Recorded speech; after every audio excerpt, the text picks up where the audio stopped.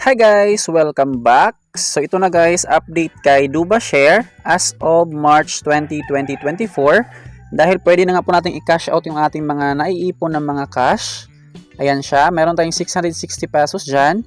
Tapos kapag walang lumabas dito guys na withdraw now, bali i-update nyo lang yung inyong DubaShare application. Alright, i-withdraw na natin siya.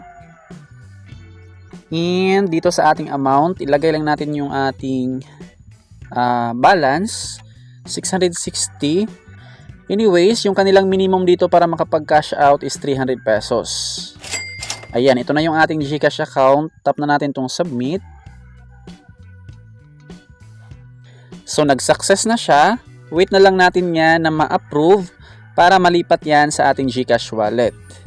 Ayan, yung kanilang estimated payment dyan is April 4, 2024.